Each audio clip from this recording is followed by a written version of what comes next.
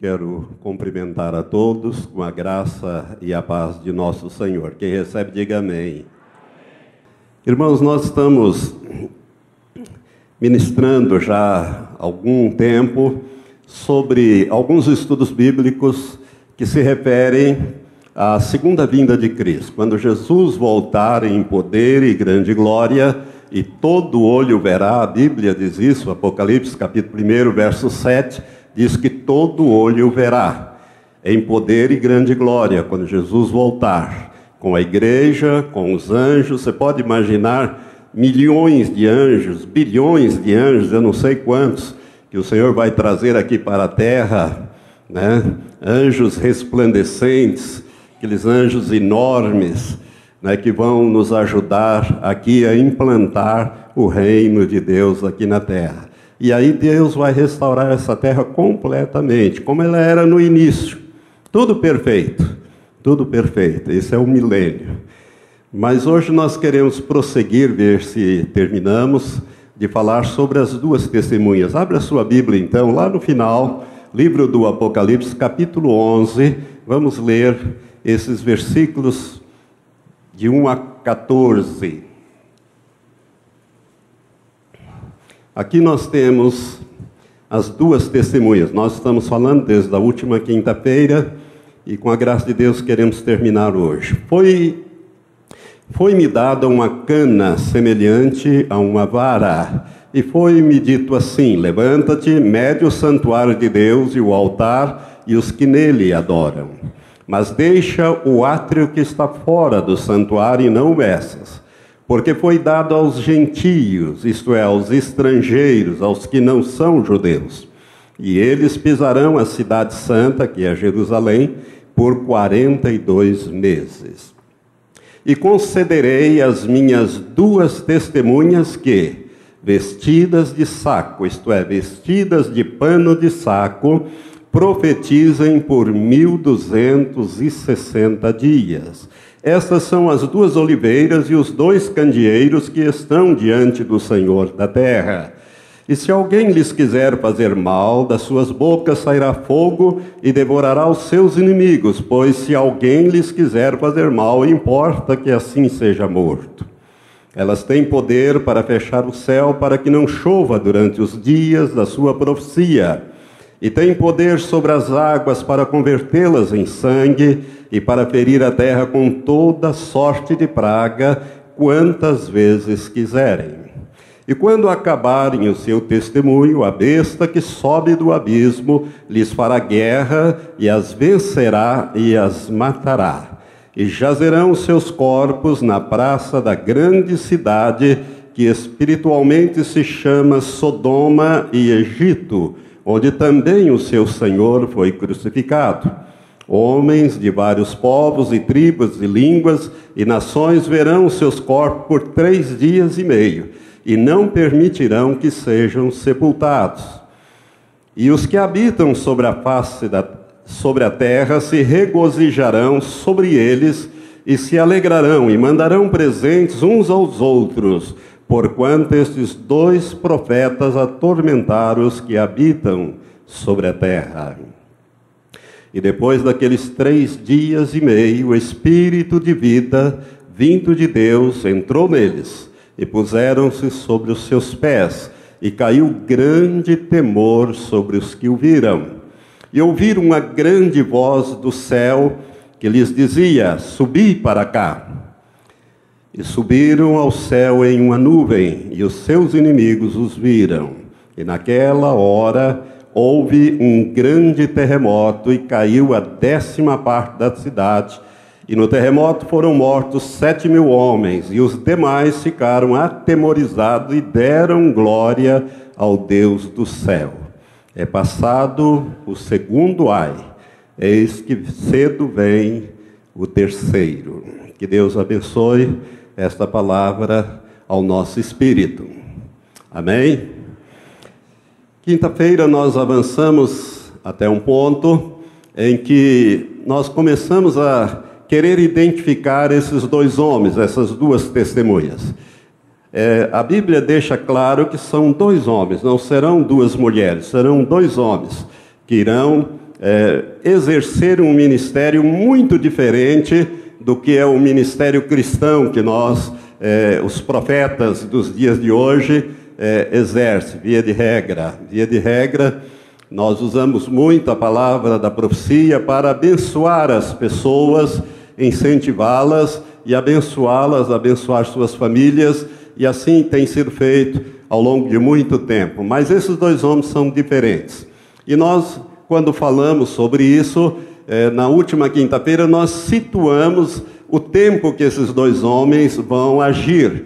E mostrei para os irmãos que dentro daquela profecia das 70 semanas, uma semana de anos ficou para trás, né? Deus abriu um grande parênteses, revelou um mistério que é a igreja, no qual Cristo é a cabeça e nós somos o corpo. No Antigo Testamento você não acha nada sobre a igreja, é um mistério que o apóstolo Paulo recebeu do Senhor, e ele escreve em algumas das suas cartas, pelo menos 3 cartas, ele menciona esse mistério.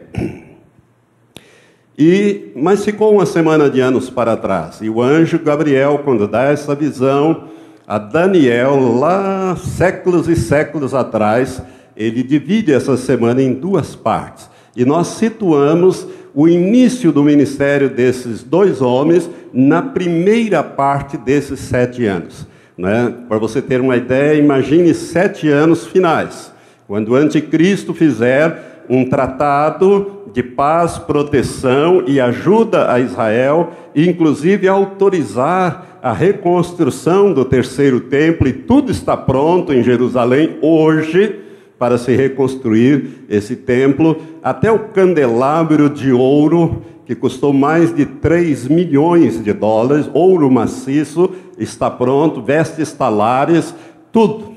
Só tem um problema, ele tem que ser construído aonde estão aquelas mesquitas, no Monte Moriá, a mesquita de Al-Aqsa, que em árabe significa o lugar mais distante, e a mesquita de Omar, ou o Domo da Rocha, ou a mesquita da cúpula dourada, que aparece muito nos filmes e nas fotografias.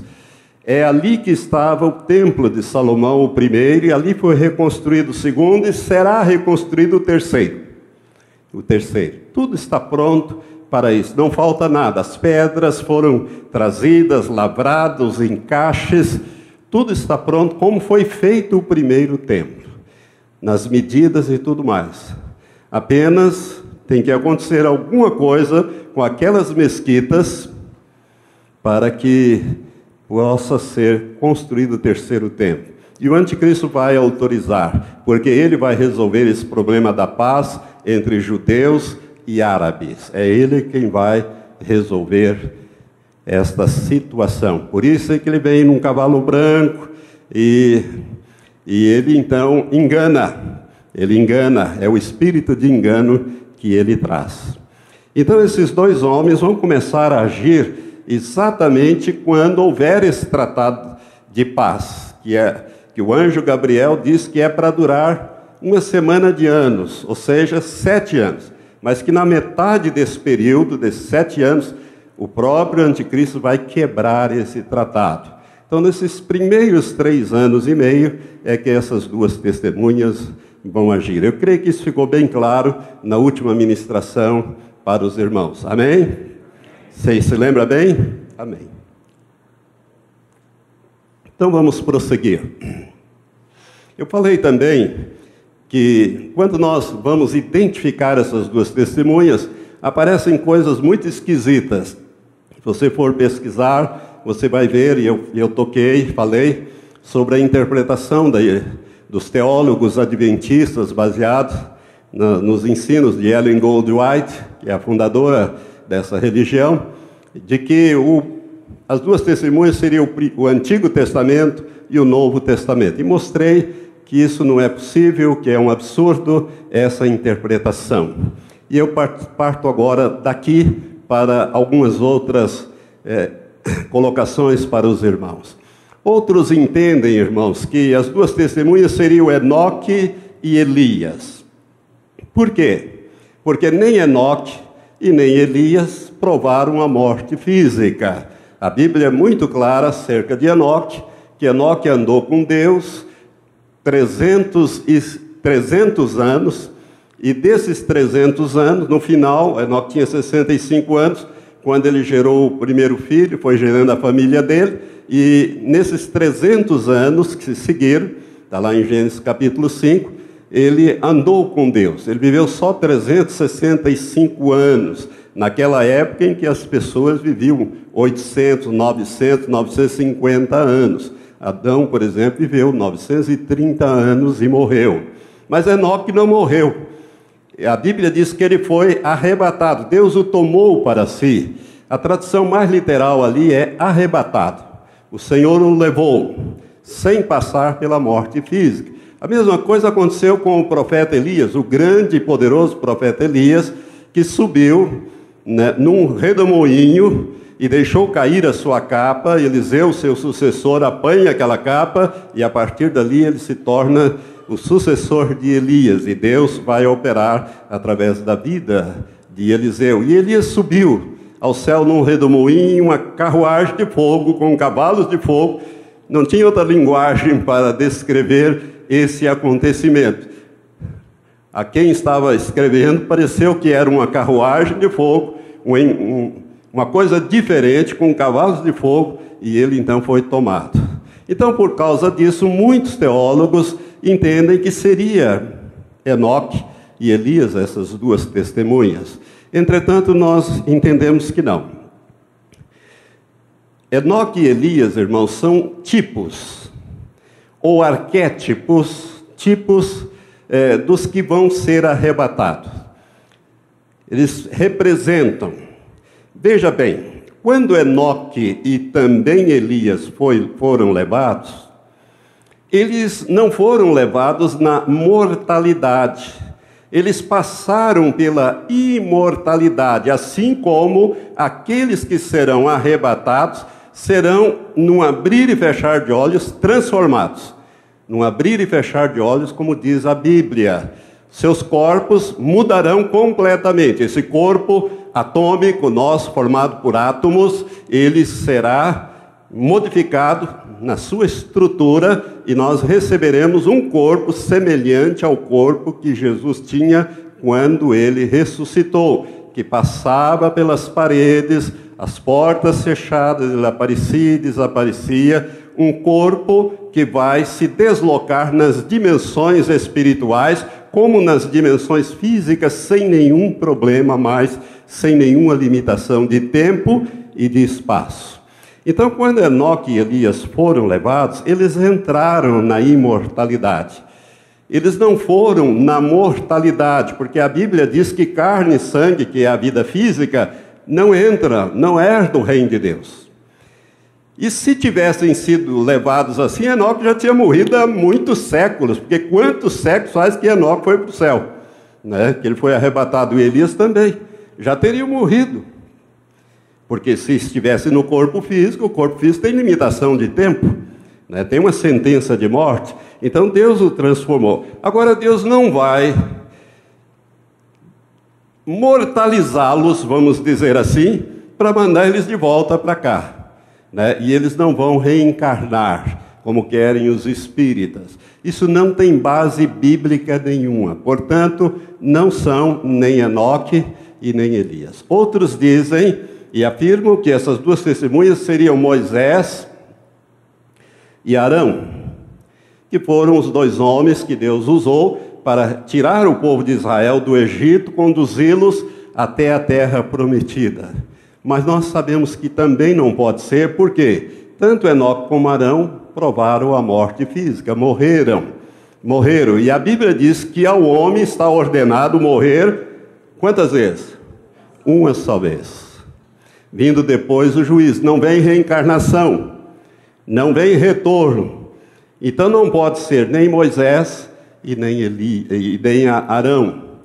Irmãos, na verdade, e aqui eu quero entrar num ensino mais sério com os irmãos, na verdade, são dois homens que nasceram nos tempos atuais.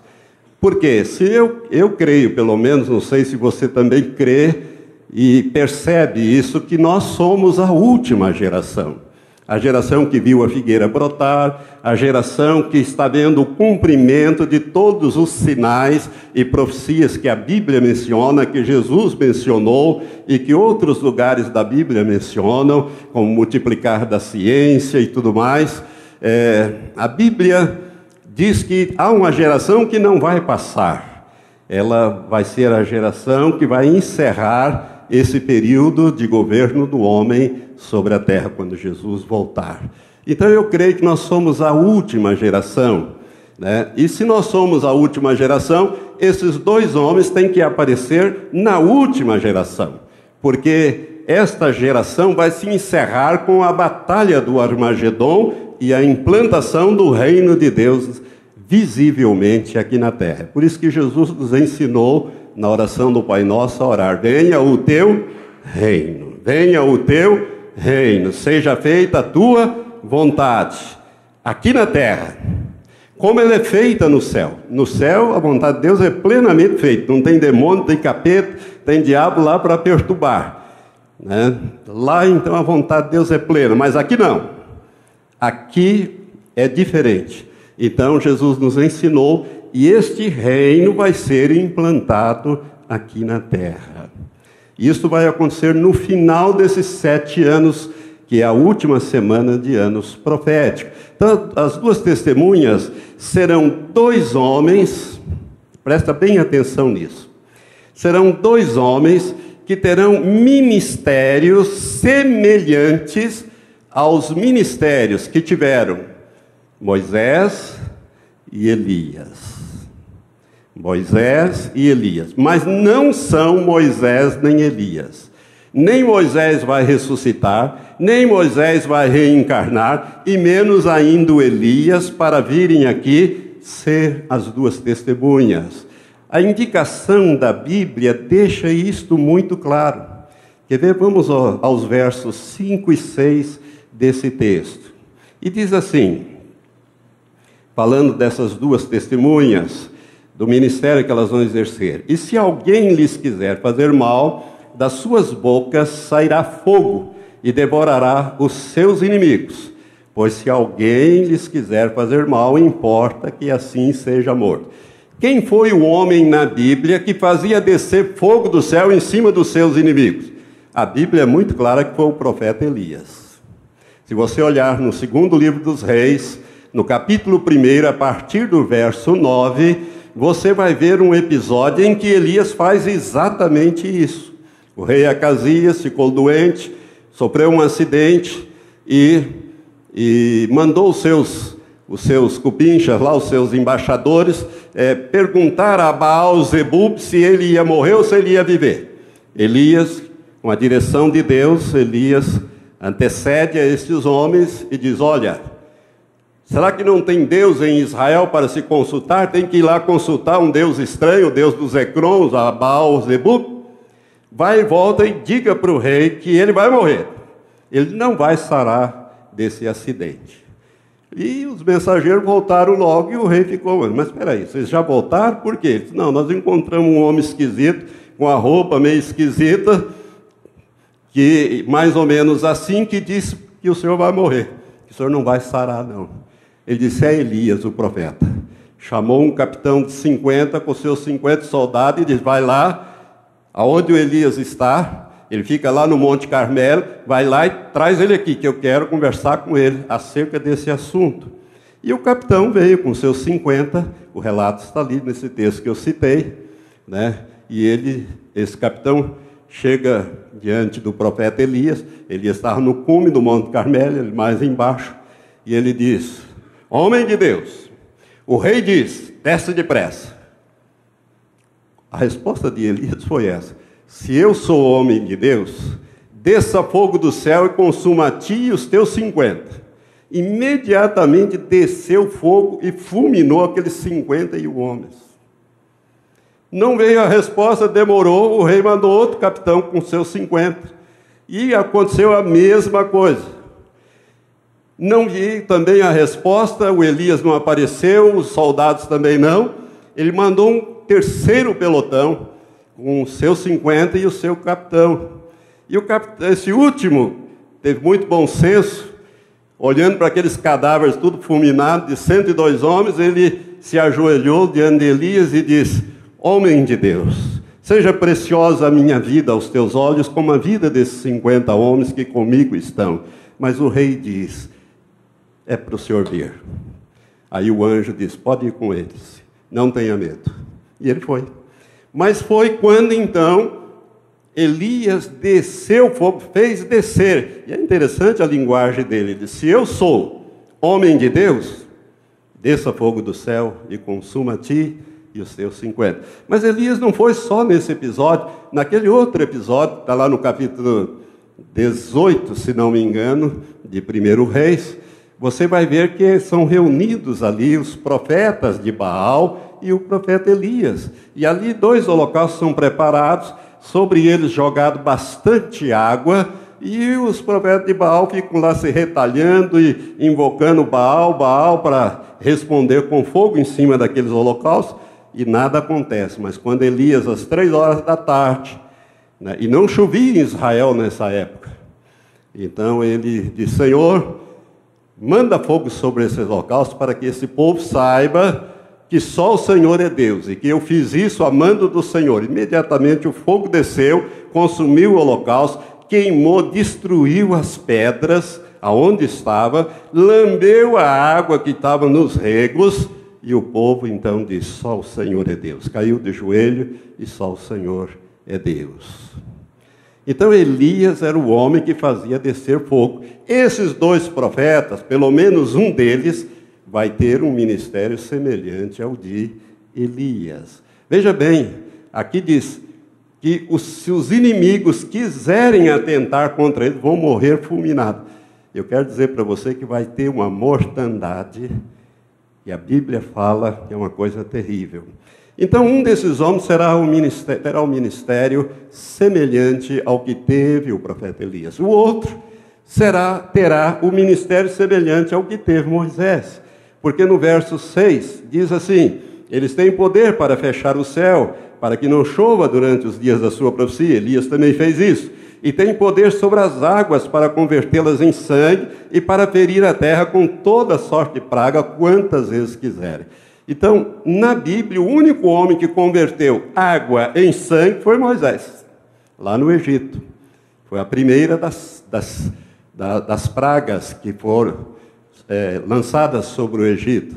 Então Moisés tocou com o cajado, mandou que Arão tocasse, que era o seu auxiliar, e as águas se transformaram em sangue. Águas do rio Nilo. Você pode imaginar esse caudaloso rio, transformou tudo em sangue, e de 7 dias não vai ter água, né? E o pessoal teve que cavar novos poços para conseguir um pouco de água para beber.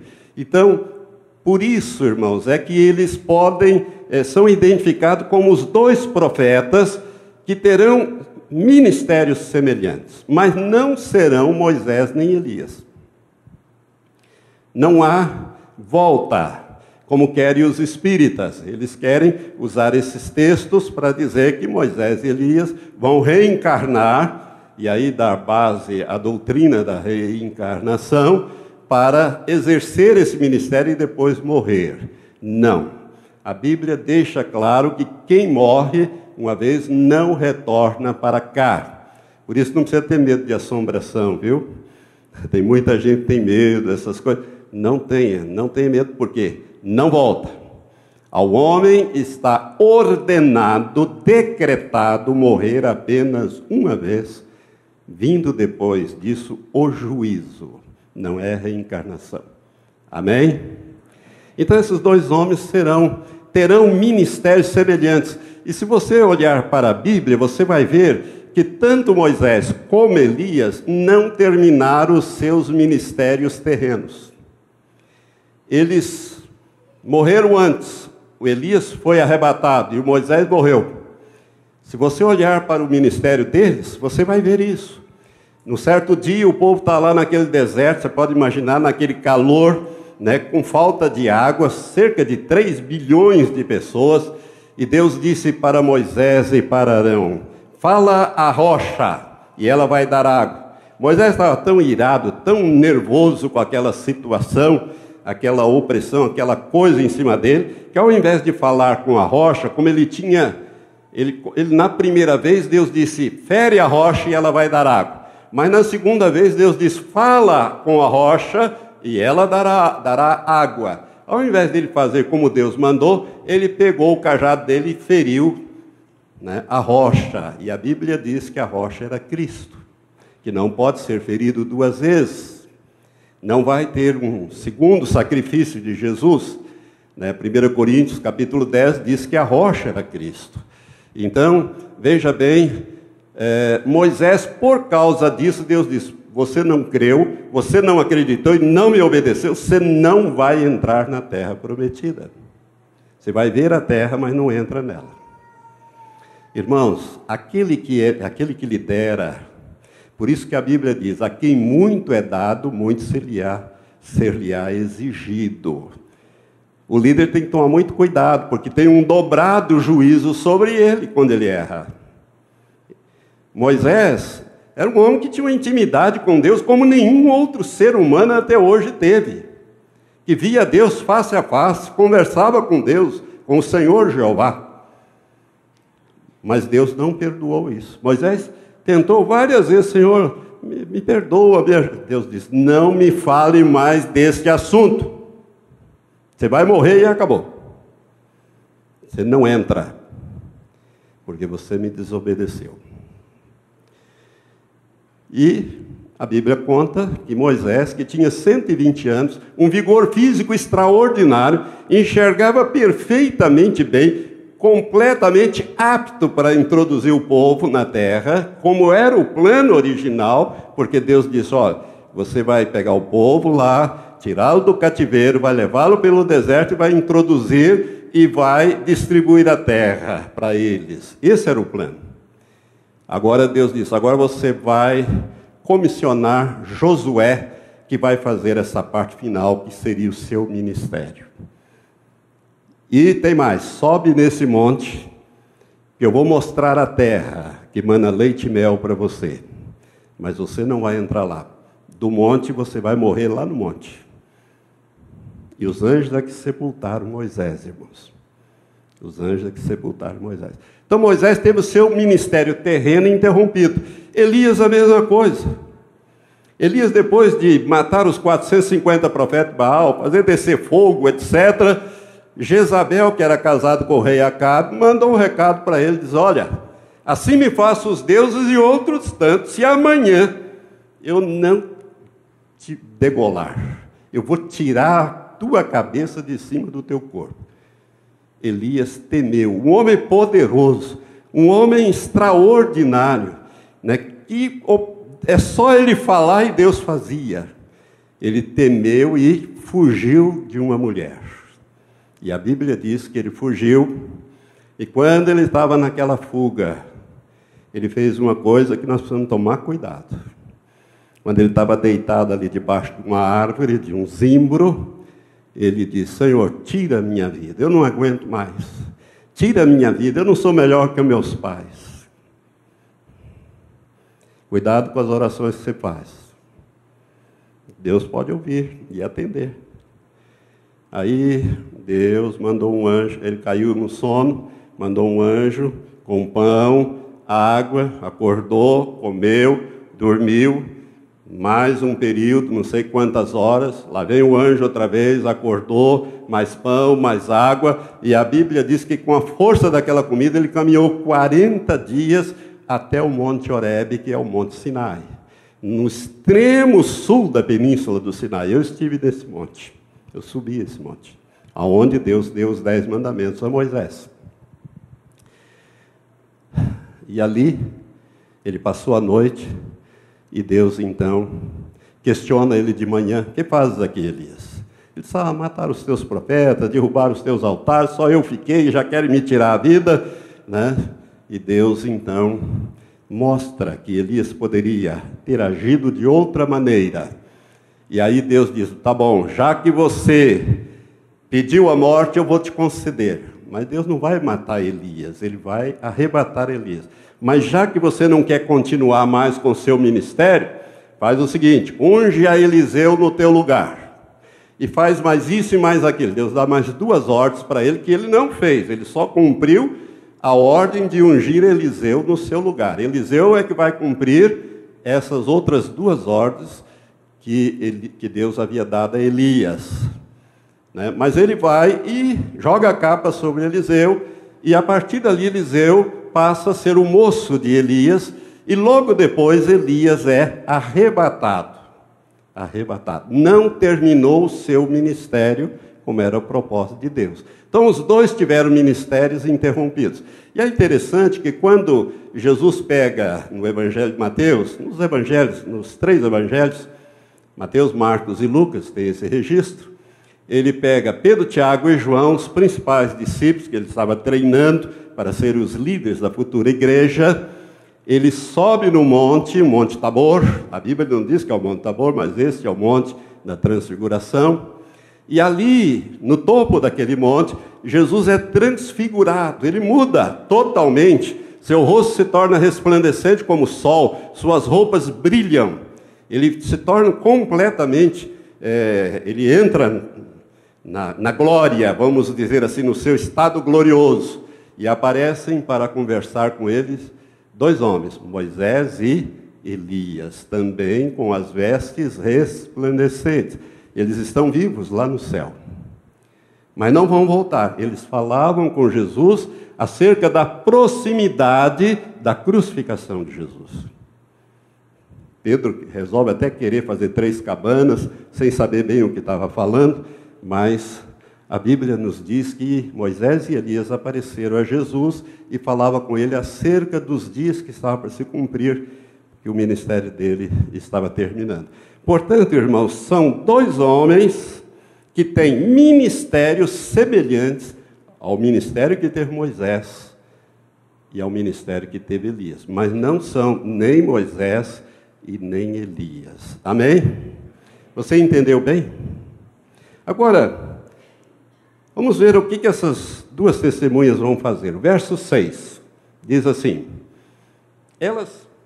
Elas têm poder para fechar o céu, para que não chova durante os dias da sua profecia. Irmão, você já pense um pouco. São Paulo está sofrendo aí, sem água, dá um chuvisco de vez em quando, e a coisa está ficando difícil, e a capital está sendo ameaçada. É possível que aqueles milhões de pessoas que moram lá tenham que mudar para o interior. Há esse risco, já calcular esse risco. Agora imagine esses homens se resolverem fechar o céu sobre o Brasil durante 3 anos e meio, porque durante esse período, se eles disserem sobre o Brasil não chove uma gota, Deus não vai deixar cair uma gota sobre o território do Brasil. Imagine vocês. Eu acho que vai ter água só no Amazonas, o Paraná seca. Como é que vai ser? Irmãos, o poder que esses 2 homens têm é o poder de Deus. Eles vão operar o poder de Deus sobre a terra. Como Elias fez, e não choveu uma gota sobre o reino de Israel durante 3 anos, e só choveu quando ele disse: eu vou clamar a Deus e vou pedir que ele mande chuva, e ele vai mandar chuva. Tanto que ele disse para o rei Acabe: olha, come, bebe e aparelha e vai para casa no seu carro, porque vem um aguaceiro aí. Mas não havia nuvem nenhuma no céu, não chovia 3 anos. Os animais tinham morrido, né? A agricultura estava uma desgraça, as pessoas estavam passando fome por causa da palavra de Elias. E ele era tido como o perturbador de Israel. Né? É mais ou menos isso que as 2 testemunhas vão fazer. Então, irmãos, veja bem o poder que esses homens vão ter. Eles podem fechar o céu sobre qualquer ponto do globo. Diz: não chove em tal área Deus não deixará chover. E diz aqui: para que não chova durante os dias da sua profecia, que são 3 anos e meio, e tem poder sobre as águas para convertê-las em sangue. Você já pensou, irmão? Se resolve esses dois lá, não chover sobre o Brasil e converter as águas do Brasil em sangue, como é que fica? Morremos todo mundo. Quem é que vive sem água? Ninguém. Eles podem fazer isso se quiserem fazer. E vão fazer. Não estou dizendo que vão fazer sobre o Brasil, né? Mas vão fazer. Você quer estar aqui para ver? Não? Eu vou dizer uma coisa para você. Deus vai tirar muito crente que já está preparado, Ele vai levar. Antes dessas coisas começarem a se pipocar na face da terra. Mas tem gente que é muito agarrada à vida física, né? Se você perguntasse assim, fulano, você quer ir para o céu? Quero. Você quer então morrer? Eu vou orar para você morrer. Não quero morrer, não. Eu quero ir para o céu, mas não quero morrer. É mais ou menos, eu quero ir como Enoque foi, como Elias foi, ou seja, no arrebatamento, assim, instantaneamente, né, transformado, sem passar pela morte física. É assim que nós queremos. Mas, irmãos, no dia 31 eu fiz uma pregação sobre as bem-aventuranças do livro do Apocalipse, e uma delas é: bem-aventurados os mortos que desde agora morrem no Senhor, para que descansem e as suas obras os acompanhem. Olha, vão descansar, mas a turma não está querendo descansar, não. Está querendo ficar aqui nesse sofrimento. Mas eu vou dizer para você que eles podem fazer o que Elias e Moisés fizeram. Irmãos, a água já anda escassa no mundo, a água potável. Cada vez diminui mais. Imagine transformar a água em sangue.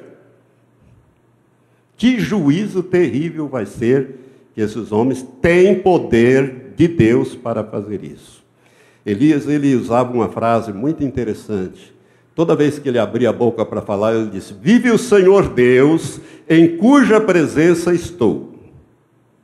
E a partir dali, o que Elias dissesse, Deus fazia. Moisés era outro homem que, um dia ele disse para aqueles revoltosos lá: se esses homens morrerem como morre qualquer homem, né, se eles forem visitados, ou seja, tiverem dificuldades como todos os homens têm, então Deus não me enviou. Mas se Deus criar alguma coisa nova, e a terra se abrir debaixo dos seus pés, e eles vivos descerem para o inferno, então saberão que Deus me enviou. Acabou de falar, Deus acabou de fazer.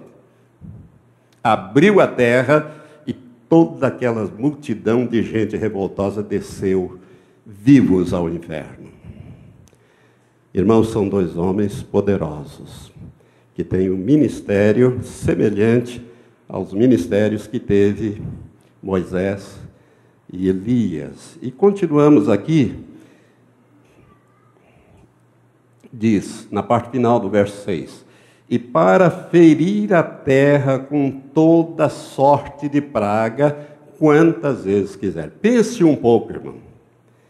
Pense um pouco. Praga. Se esses homens resolverem ferir de morte um determinado país, eles mandam uma praga lá e não sobra ninguém vivo.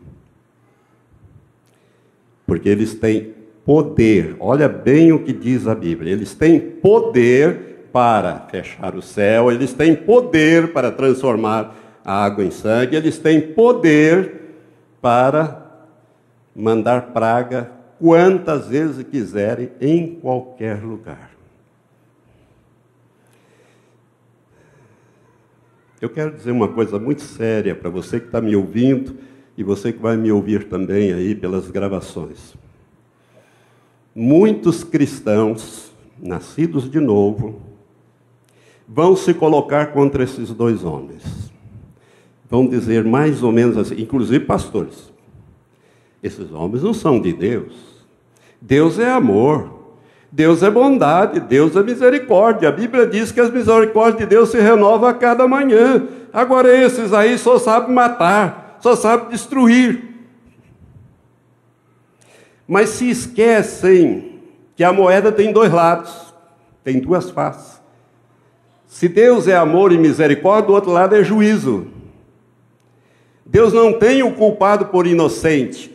Essa iniquidade que existe sobre a terra e que está ficando cada dia mais intolerável, até de você ver as notícias, Deus vai julgar isso. Não tenha dúvida. E esses dois homens são homens do juízo. E não adianta querer matá-los, porque durante aqueles 3 anos e meio, ninguém vai tocar num fio de cabelo deles. Se tentar, morrem. Agora, irmãos, o que vai acontecer de gente morta nessa terra vai ser um caso muito sério. Você quer ver para onde que esses homens vão? Abra em Jeremias, capítulo 25. Ali nós temos o ministério, o alcance do ministério desses homens. Deus me deu essa palavra em 89, o Senhor me fez entender esse texto. A partir do verso 15, você vai ver então o que esses dois, isso aqui se aplica às duas testemunhas, esse texto aqui, a partir do verso 15 até o final.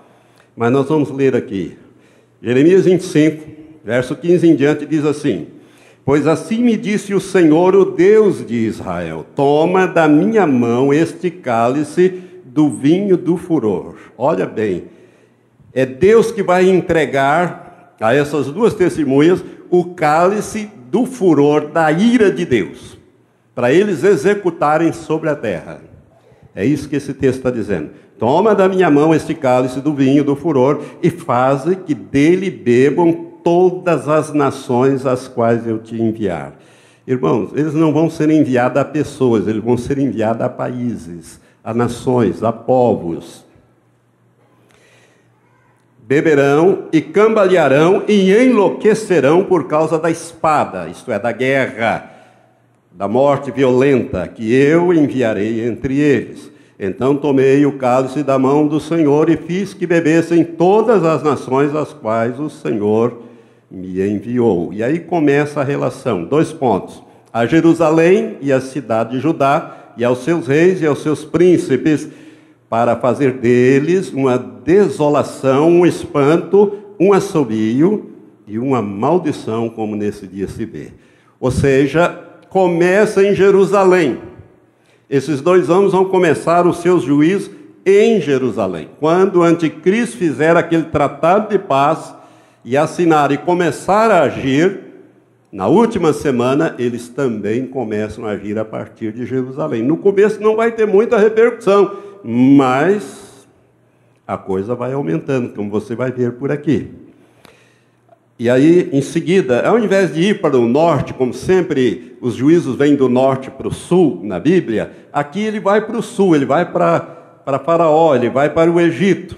Verso 19: a Faraó, rei do Egito, e aos seus servos, aos seus príncipes e a todo o seu povo. Você pode imaginar quando esses homens começar a profetizar no Egito e a trazer juízo sobre o Egito? Vão tentar matá-los, não vão? Com toda certeza. Com toda certeza.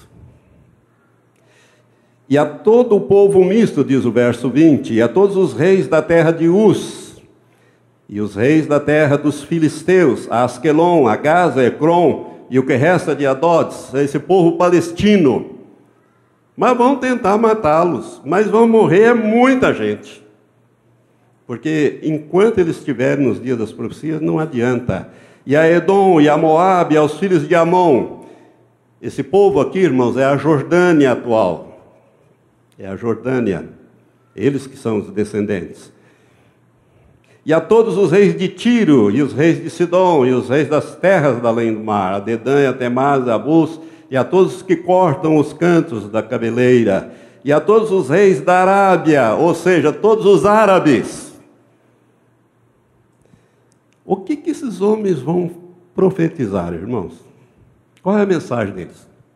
A mesma que Jesus pregava: arrependei-vos, porque o fim chegou.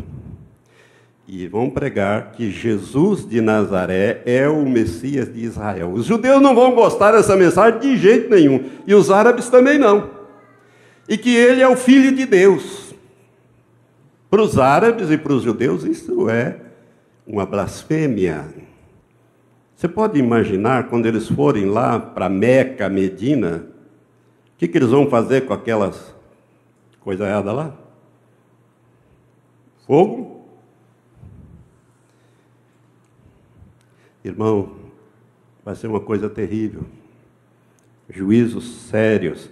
E, verso 24, e a todos os reis da Arábia, e a todos os reis do povo misto que habita no deserto, os beduínos, e a todos os reis de Zinri, e os reis de Elon, e da Média, ou seja, vem lá daquela parte onde havia a Média e a Pérsia, e a todos os reis do norte, aos de perto e aos de longe, tanto uns como outros. E para não deixar dúvida, Deus diz, e a todos os reinos da terra que estão sobre a face da terra. E o rei de Cesaque beberá depois dele. Cesaque é Babilônia. O alcance do ministério desses dois homens é toda a terra. Brasil no meio, como diria o Joemir Bettini, né? E o Brasil no meio. Em toda a terra. O que esses homens vão pregar? Eles vão pregar que Jesus é o Filho de Deus, é o Messias de Israel, está voltando, está na iminência de retornar à terra, que todas essas religiões são falsas. Imagine aí, que esses profetas são mentirosos, são falsos, e que se não houver arrependimento e confissão de pecado e abandono, vão morrer. Então, a mensagem que eles têm é a mensagem que hoje nós pregamos: arrependimento, confissão, abandono de pecado e preparação. Preparação. Mas, como eu disse, muitos cristãos nascidos de novo vão se pôr contra esses homens. Mas esses homens não são de Deus, não. Esses homens só mandam fogo. Esses homens estão matando todo mundo. Que negócio é esse? Deus é amor, Deus é bondade. Hoje não é assim?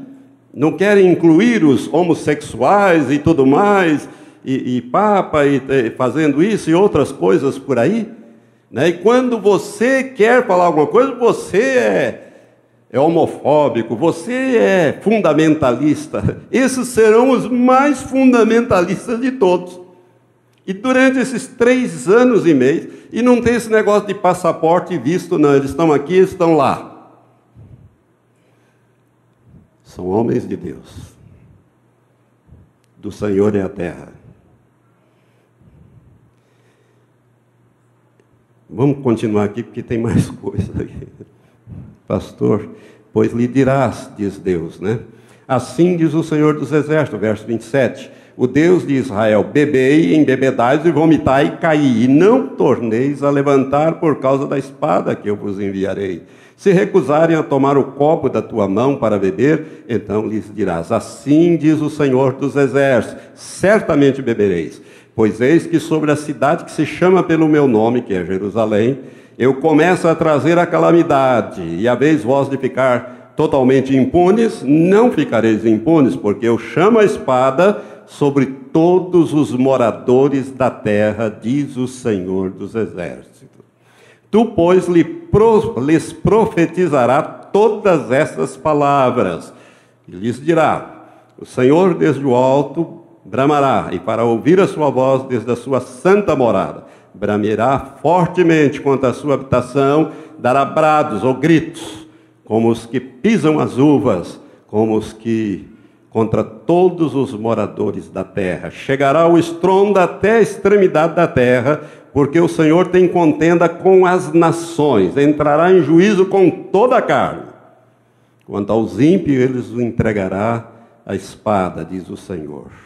Assim diz o Senhor dos Exércitos, eis que o mal passa de nação para nação, eu creio que são as pragas, e grande tempestade se levantará dos confins da terra. Agora olha para esse versículo 33. E os mortos do Senhor naquele dia, ou naquele período, se encontrarão desde uma extremidade da terra até outra. Não serão planteados, nem recolhidos, nem sepultados, mas serão como esterco sobre a superfície da terra. Irmãos, vão morrer pelos juízos desses dois homens milhões, quiçá bilhões de pessoas na face da terra. e vão ficar insepultos. E, pastor, mas a igreja já foi levada no arrebatamento? Não. A igreja só sai no final da ação desses dois. Eu tenho que andar porque o nosso tempo está escoando. Vamos voltar lá em Apocalipse 11? Apocalipse 11 diz assim, verso 7, e quando acabarem o seu testemunho, a besta que sobe do abismo lhes fará guerras, vencerá e as matará. Ou seja, o anticristo vai, depois dos 3 anos e meio, vai fazer guerra a esses dois homens, vai vencê-los e vai matá-los, diz o texto aqui. E jazerão os seus corpos na praça da grande cidade, que espiritualmente se chama Sodoma e Egito, onde também o seu Senhor foi crucificado.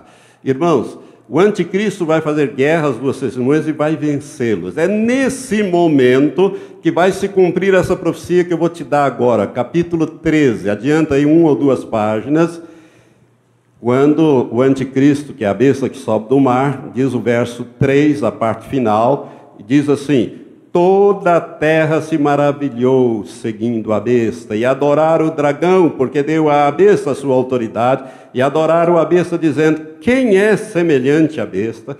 Quem poderá batalhar contra ela?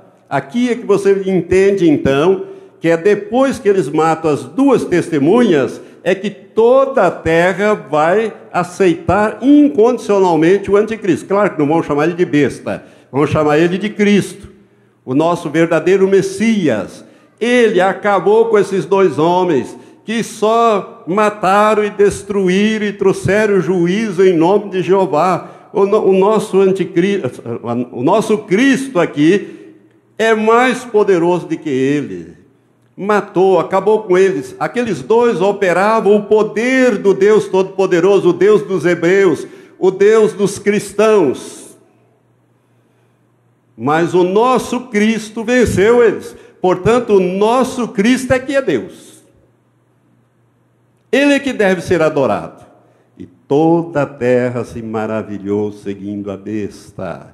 E adoraram o dragão, que é Satanás, porque deu sua autoridade à besta. E adoraram a besta, dizendo, quem é que pode com ela? Quem é semelhante a ela? Quem pode batalhar contra ela? Esses dois aí não puderam.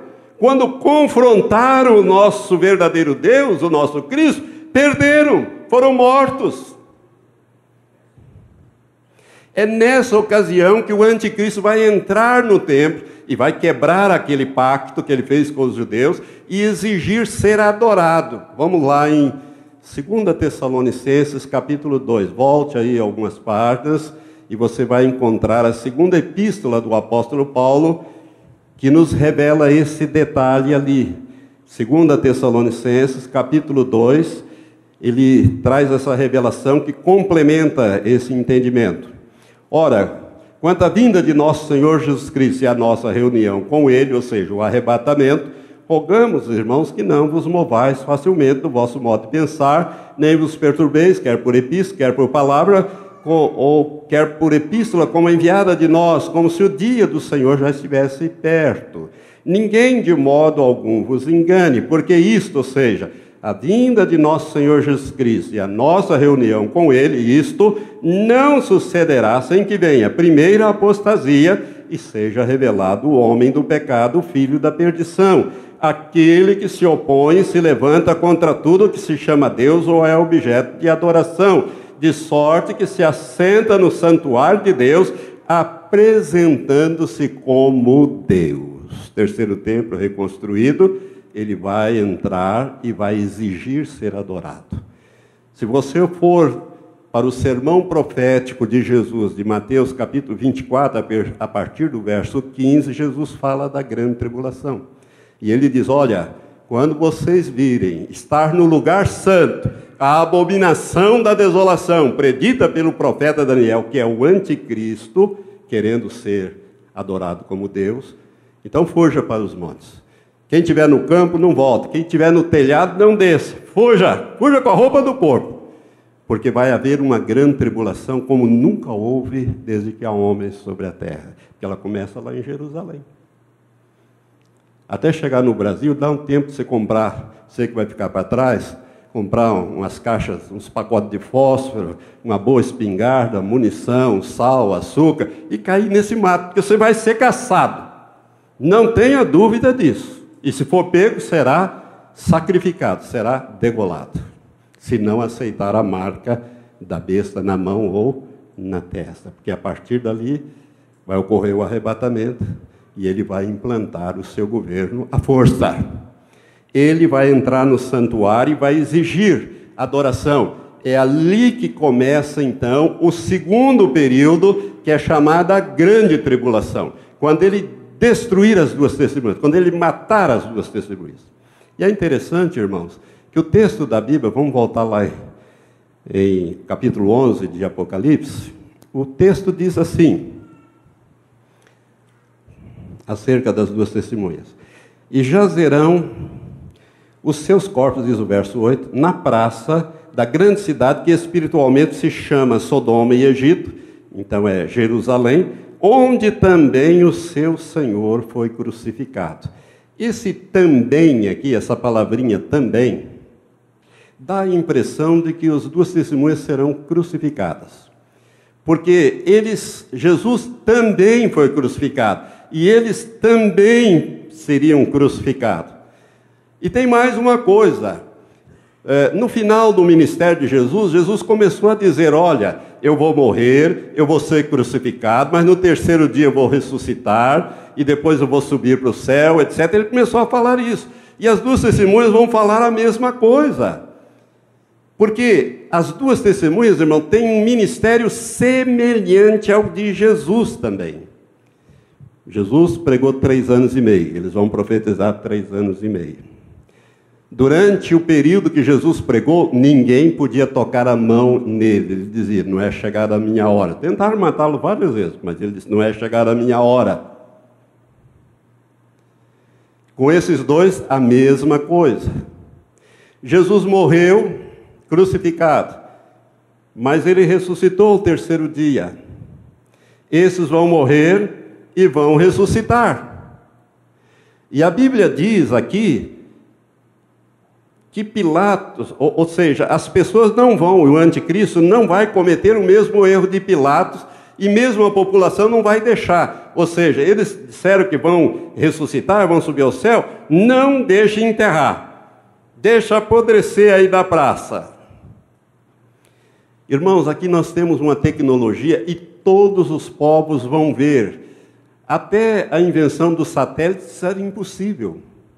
Ver instantaneamente, olha aqui, e jazerão seus corpos, né? Na praça da grande cidade, que espiritualmente, onde foi seu Senhor crucificado, e homens de vários povos e tribos, línguas, nações, verão os seus corpos por 3 dias e meio, e não permitirão que eles sejam sepultados.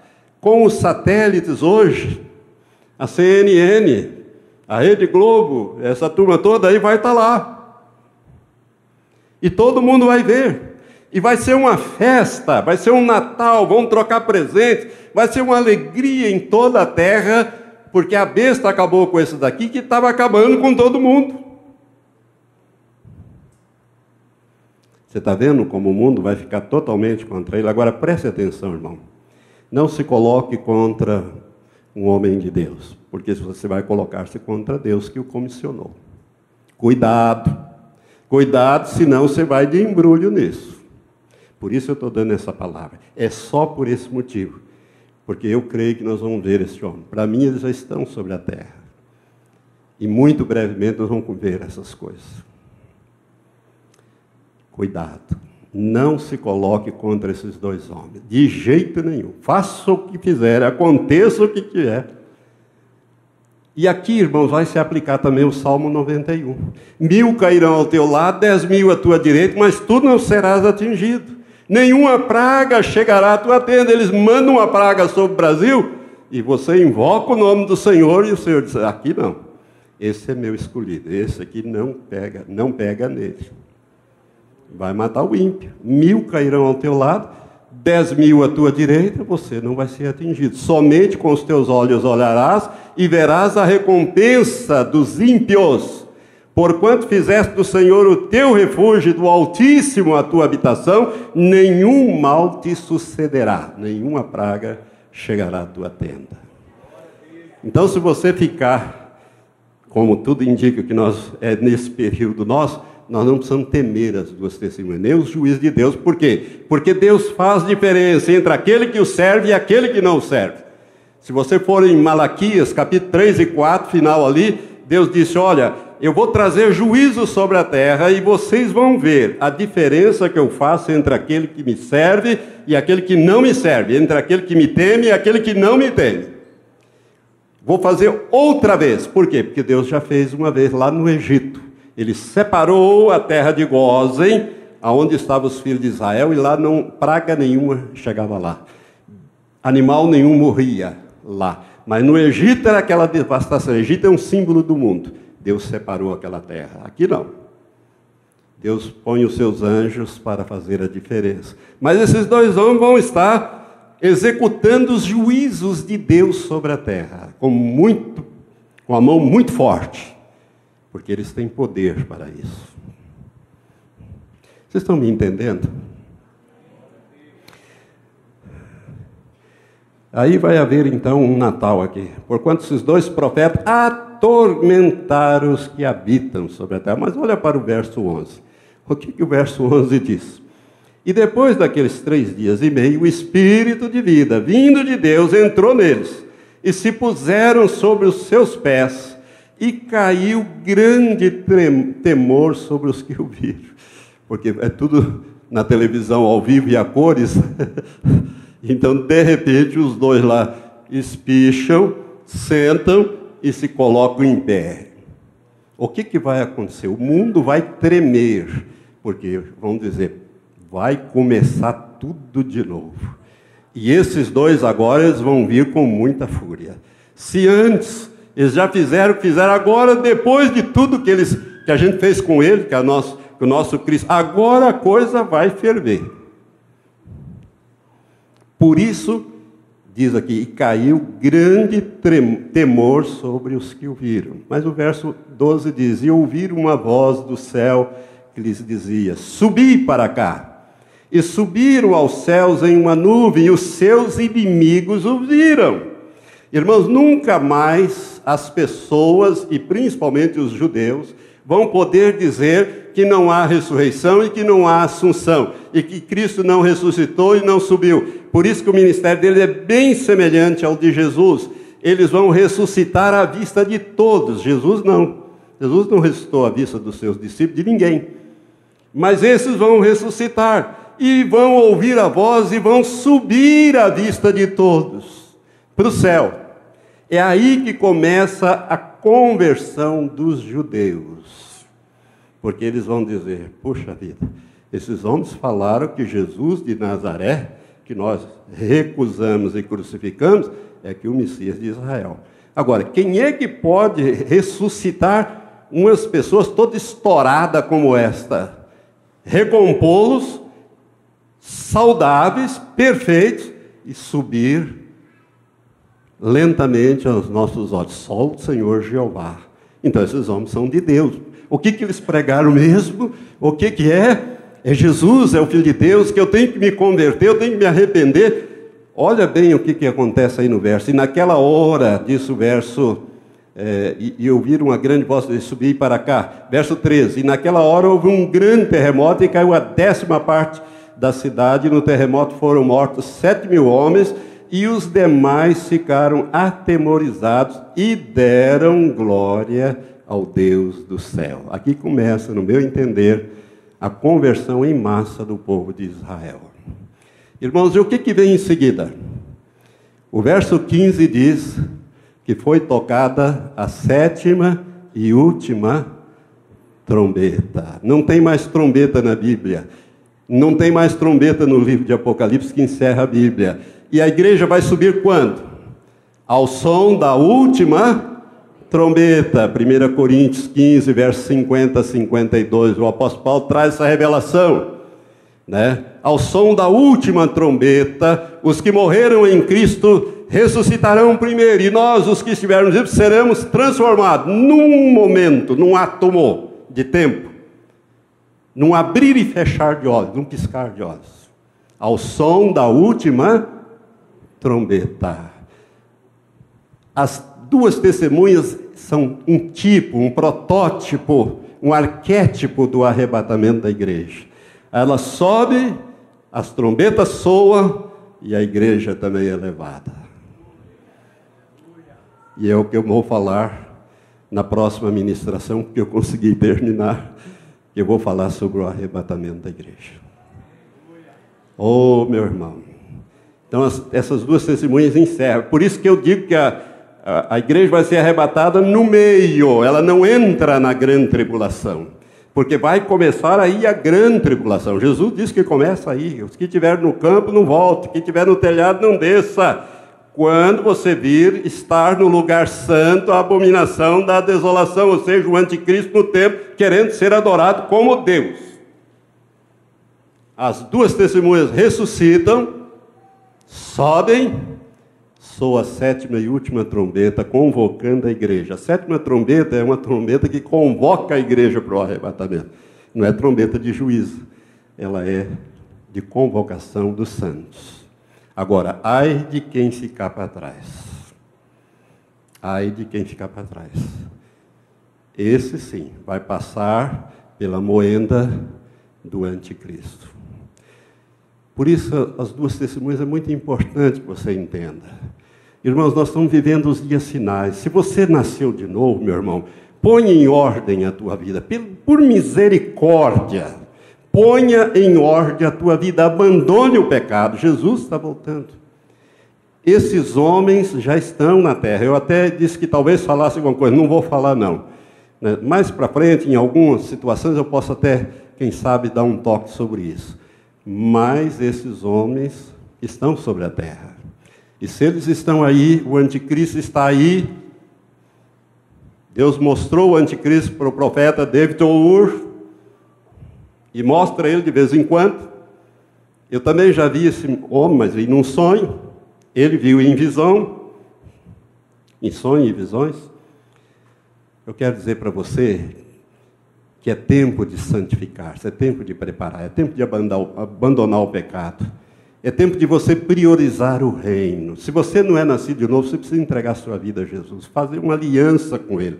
Só assim você vai escapar dessa situação de dificuldades. Agora, preste atenção. Não vai ser fácil esses 3 anos e meio sobre a terra. Não vai ser fácil. Eu devo pregar, não domingo, talvez no outro domingo. Eu estou orando a Deus para ver se eu posso falar uma palavra que Deus já me deu sobre essa situação que eu acabei de mencionar agora. Não sei, se Ele me autorizar eu vou falar. E será uma palavra muito importante. Mas eu quero falar com você sobre o arrebatamento. Irmãos, se o arrebatamento fosse hoje, você ficaria ou você iria? Faça essa pergunta para você mesmo. Põe em ordem a sua vida. Sabe por quê? Porque nós pensamos muito no arrebatamento coletivo, mas o arrebatamento pode ser individual. Você pode partir essa noite.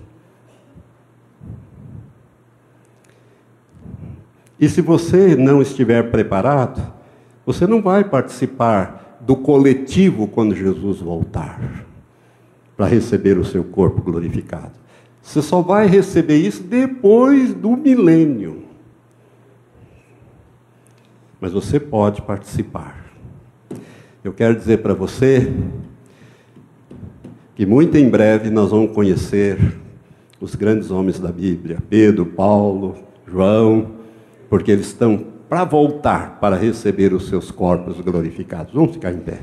Mas Maranata, porque Jesus está voltando. Levante as suas mãos para o céu. Senhor, graças te damos por esta palavra, Senhor, porque a tua palavra, sagradas escrituras, ó Deus, nas profecias bíblicas, elas são muito claras para nós. porque realmente nós estamos vivendo o tempo final. Jesus querido, muito em breve o Senhor vai convocar a igreja. Ó Deus, nós queremos te pedir, Pai, se nós tivermos que passar por esse período do ministério das duas testemunhas, que o Senhor dê ordem aos teus anjos acerca da nossa vida. Ó Deus, para que nós sejamos poupados, guardados, protegidos e ajudados nesse período de juízo que virá sobre a terra, porque esses homens vão executar os juízos do Senhor sobre a terra. Por isso, meu Pai, nós queremos estar logo com o Senhor. Maranata é a nossa oração, bem logo, Senhor Jesus. Nós abençoamos os que nos ouviram nesta noite com a revelação da Tua Palavra e a preparação para a volta de Jesus. Em nome de Jesus oramos. Amém, Senhor. Amém.